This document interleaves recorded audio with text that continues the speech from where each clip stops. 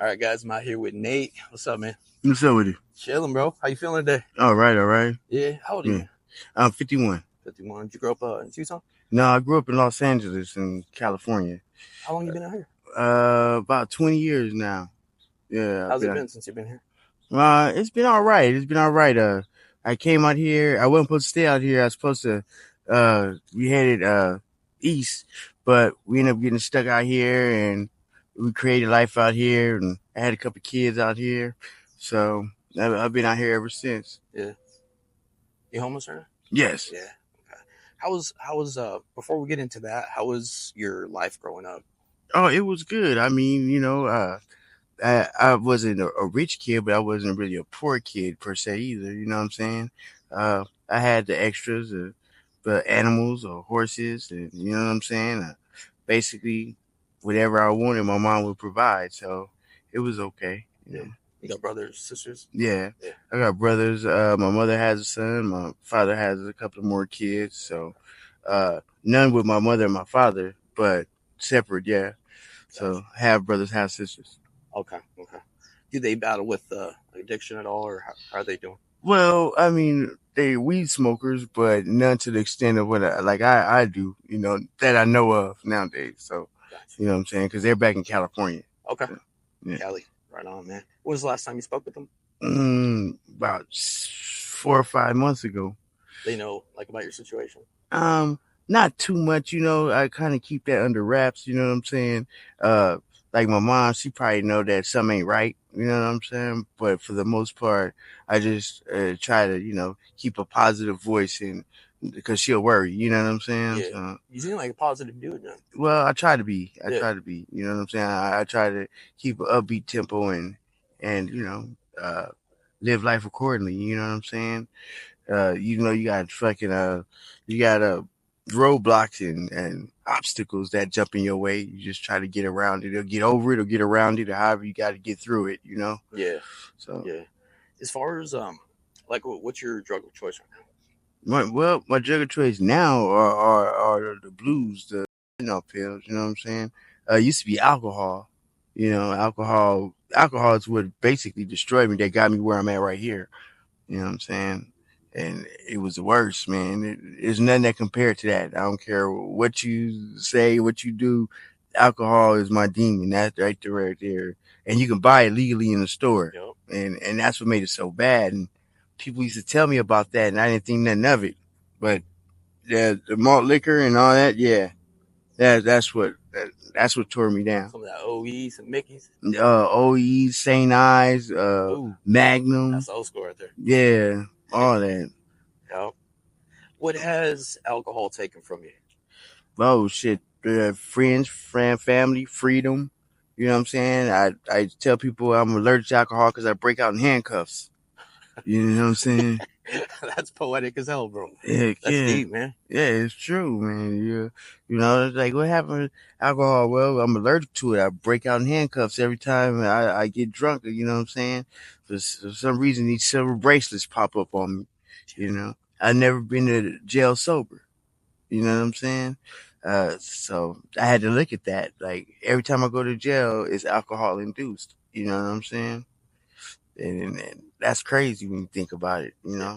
So but luckily the taste lost. It left me. They say God is gonna take the taste out of your mouth, and I'm like, yeah, right. You know what I'm saying? I don't see no end at this tunnel. You know what I'm saying? And one day I wanted a soda. You know what I'm saying? And I got the soda. The next day, I wanted a soda. Now, every morning, I have DTs, like detoxing, you know what I'm saying? So I need a beer every morning. But these particular mornings, I needed a soda. I wanted a soda. The third morning, I forced myself to buy a beer. You know what I'm saying? And then I couldn't finish it. So I never forced it again. I'll still drink, but never to the extent of what got me, like I said, got me here. I think I'm past that. Do you remember the first time you tried the blue? Yeah. The first time I tried the blue, or one of the first times, I guess you say, I was with a girl. Because the hard drugs is girl induced. that's how I get on the hard drugs is messing with the girls. You know what I'm saying? Yeah. And shoot, she left me in the dust to go get something to drink, and I was throwing up my guts all over the place. And I sat there on the edge of the curb till about 11 to 12 o'clock the next day, and I could not move. I could not move. And then eventually, I went through a couple of changes, but my body became, I wouldn't say dependent on it, but used to it. You know what I'm saying? So I didn't have the queasiness and the upset stomach. I didn't have none of that. So Okay. I call it getting married. My body got married to the drug. You know what I'm saying? Where now it's in harmony with it. It's not fighting it because Okay. initially your body fights it because it's not natural. You know what I'm saying?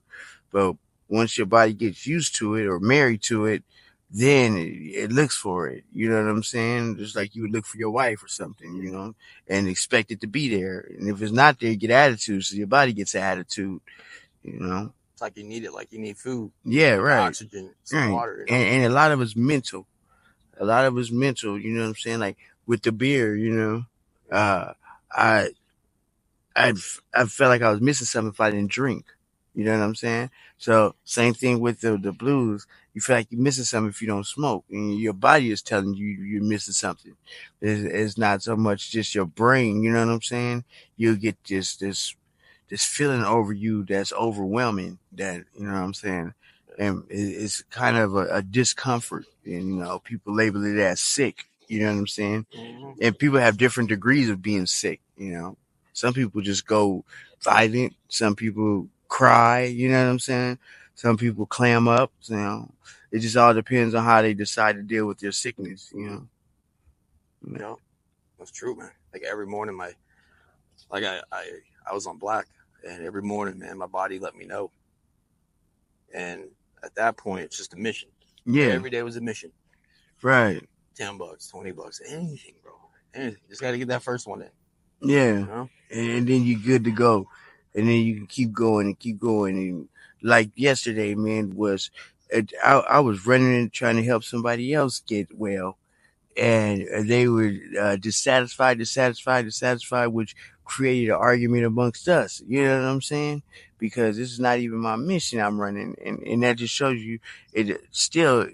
I'm not the one that was trying to get well, but it's still consuming and taking my day from me. You know what I'm saying? Yeah.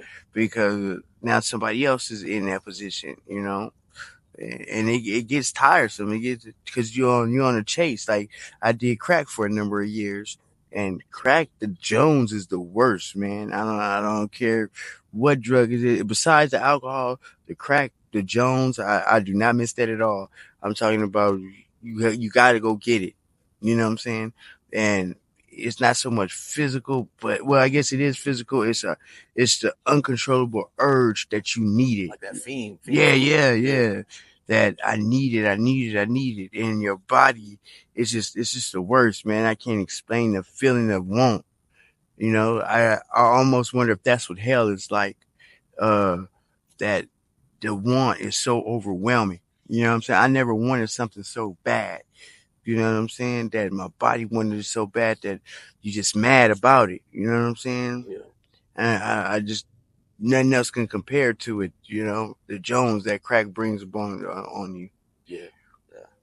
As far as like maintaining your habit, like how do you support yourself out here? um, Various ways, uh, odd jobs, brokering, sales, whatever gets you by. You know what I'm saying?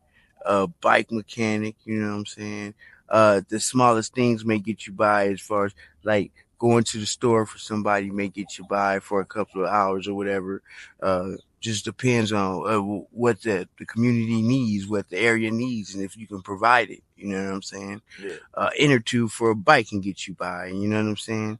Anything, you know. Going to get somebody for somebody can get you by. So it's a number of things, a way to try to support yourself. It's no one, one way or one approach to it, you know. So the only thing I haven't done so much is fly a sign. I still have that on my bucket list Okay. to fly a sign, you know. I hear people getting blessed out here, dude. I spoke to Um, two different people and they got blessed with $100, but it's like hit or miss. You know what I mean? Like maybe a once in a lifetime thing, but Yeah, seems like a people safer get route. $100 bills, 50s, 20s, uh, whatever. You know what I'm saying? Some people, it's very rare that people don't get nothing. If you stay out there, you're gonna get something. It might not be the 50 or 100. It may take you a couple of hours, and you only get $10. But I've never seen nobody that sit there and apply themselves get nothing. You know what I'm saying? It's always something. Yeah. I mean, I've done it one time for maybe about 30 minutes, and I got $4. And that was my very first time, and I did it at night because you know what I'm saying. Yeah. But at the same time, I did not leave with nothing. I left with something. So, you know, the theory stands true with me also. Yeah. What's been the scariest moment of your life out here, or craziest thing that you've seen? Well, the scariest moment of my life out here is getting pistol whipped for some shit I didn't do. You know what I'm saying? That I really had no idea about. You know, that's a messed up feeling when you got to come to grips with dying a couple of times and you have no, it's like the loneliest feeling, you know, like no one's there to help you and there's no way out. You know what I'm saying? You're trying to figure your way out of this alive. You know what I'm saying? So, and then I had no idea what they were talking about. You know, that was Yeah. the scariest part right there because you can't even talk your way out of it because you don't even know what they're talking about. You know what I'm saying? And that first whack with that gun is like, oof, you know, how I'm gonna get out of this one. You know what I'm saying? Yeah. And I was in the tunnel over there, so what stops them from This one killing? right Yeah, Yeah, that one's scary, dog. yeah, I've been there yeah. too. That's the tunnel I stay in. So what is it? What stops them from killing me and leaving me in there? And who's gonna say anything? Because I'll be dead. So nobody knows that I'm getting beat in there. You know what I'm saying? And they were the initial guys that got into the confrontation with the people over here. They were their backup or whatever you call it. So nobody knew who they were, and nobody knew I was in there getting beat. So what stops them from killing me and just leaving me in there? You No know? cameras, nothing. Yeah. Nothing. And then when they put a mattress over me and raised the gun up, I thought that was it. You know what I'm Oh saying? man, I'm about to catch it. I'm done. So, they but probably did that to soften the sound, right? That's my right, guess. well, yeah, soften the Damn, sound. dog. Well, not so much soften the sound, but no splatter. You know what I'm saying? You know, so it's like damn. And then now you got to wait for it to come. But Yeah. when I saw his arm was raised straight up and not down, I knew I was gonna get shot right then and there. So that was a sigh of relief, like, whew, you know what I'm saying? And then they just told us to lay down there. It was me and this little girl that was with me, and she didn't scream or nothing, so I was glad for that. She didn't piss him off or nothing, you know. But it was just like, man, That's scary, dog. heck yeah. Sorry you got to go through that. Man, have you been to treatment? Anything like Uh, that? yeah, I've been to treatment, like outpatient treatment, mainly for alcohol, not for drugs. Oh, okay. You know what I'm saying? And it wasn't my time that like the treatment didn't help me as much as time did. You know what I'm saying? Like I was there under the pretense of not going to jail. You know what I'm saying? So that's the only reason I was there. I wasn't there really to help myself. Got you. Mandatory treatment. Yeah. So that to me that doesn't count as far as recovery because I didn't want to stop drinking. You know what I'm saying? I wanted to keep drinking. So all I did was sit there and go through the motions and wait till it was over so I can go buy a beer. You know what I'm saying? But as far as drugs, no, not really. You know what I'm saying? Like they say, treatment is for quitters. Yeah, that's really So yeah, I've seen that before too. Yeah, uh, I feel you, dog. Yeah, man. These blues, like opiates, were my thing. So I've been in and out of detox. While you're, do you know anything about detox? well, yeah, Okay. So a you're little there bit. like in a spot for 24 hours, and then once you like detox off the opiates for like 24 hours. They wait till you get really sick, then they transfer you to a different room, and they start giving you like Suboxone to taper you down for like a week. And then after that, you're completely off, and Mm, you can just get your life back.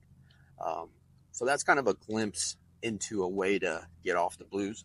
right. Um, been there numerous times. It works. It felt good. Felt strong. Get to eat, hydrated, watch some TV.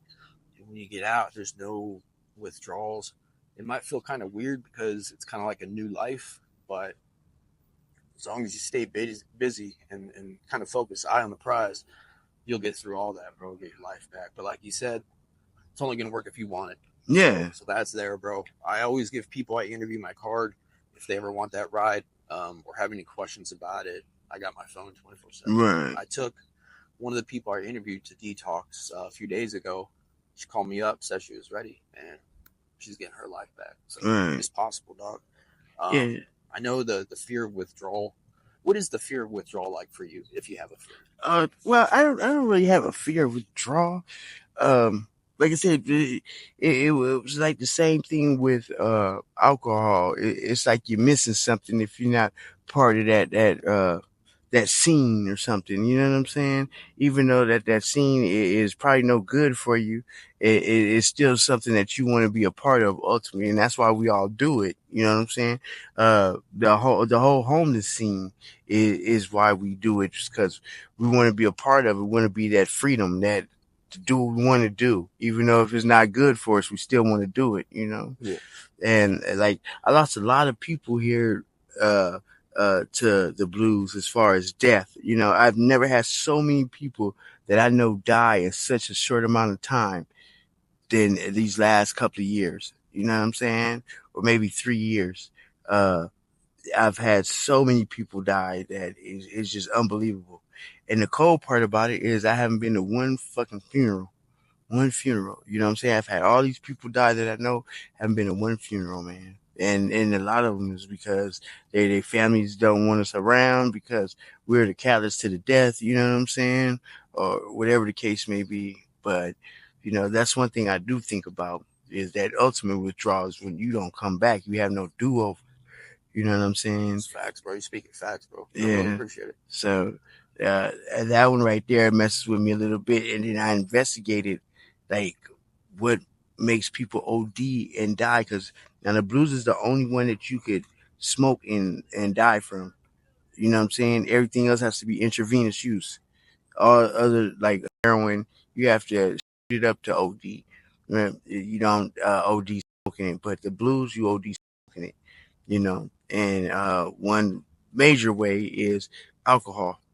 If you drink alcohol and do opiates, it's a bad thing. Mm-hmm. It's really bad. You Yeah. know what I'm saying?